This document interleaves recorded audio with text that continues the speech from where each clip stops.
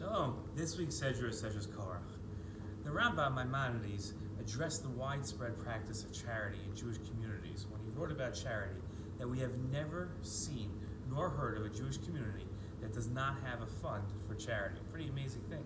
He also wrote that it's a mitzvah saseh, a command, a mitzvah, to give charity to the poor among the Jewish people, according to what is appropriate for the poor person, as long as it's in the financial capability of the donor.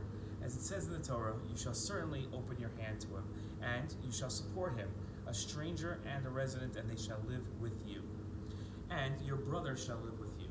Charity plays a crucial role in Judaism.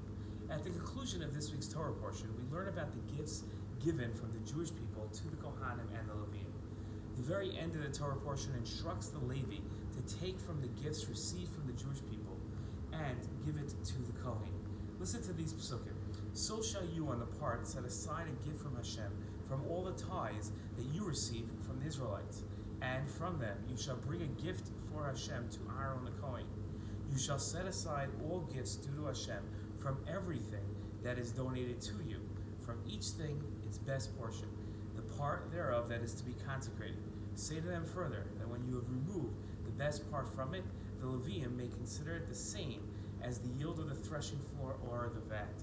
You and your households may eat it anywhere, for it is your salary for your services in the Mishkan. You will incur no guilt through it once you have removed the best part from it. But you must not profane the sacred donations of the Israelites, lest you die. The gifts of the Cohen and the Levi are their salary for the service in the Mishkan. In his commentary to this last verse, Rashi wrote that this implies that consequently, if you don't set aside gifts, you will bear sin on account of having not given it, and that sin will incur a punishment of death. The Chizkuni added to Rashi's writings. He said that once you have set aside the tithes, there is no danger of your having profaned the sacred or of your dying on account of them. All the 24 different items designated as gifts to the Cohanim are completely devoid of sanctity and are not subject to the rules of sacred items that have been desecrated. Of these 24 categories of gifts, 12 were given to the Cohanim in Jerusalem, the other 12 in any part of the land of Israel.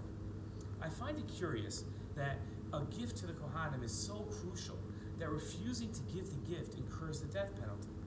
While the Torah lists many sins that result in the death penalty for those who violate those sins, most involve the desecration of an axiom of Judaism.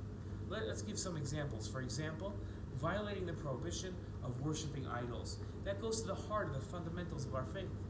Violating Shabbat is a demonstration of refusing to admit that God created the world, and murder strikes at the heart of the Torah's value of life. It's difficult to understand how refusing to give a gift to the Cohen, essentially denying them their salary, should also be considered so severe as to incur the death penalty. How can this severe punishment be explained? What I'd like to say is that there are two aspects to the mitzvah of giving the Kohanim gifts. The first aspect is from the Cohen's perspective. The Cohen deserves a salary and therefore deserves the gifts.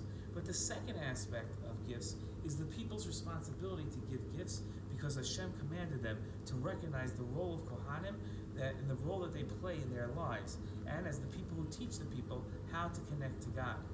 When it comes to charity, gifts to the Cohen and all other giving, there are always two aspects to the mitzvah, the giver and the receiver. Shabbat Shalom.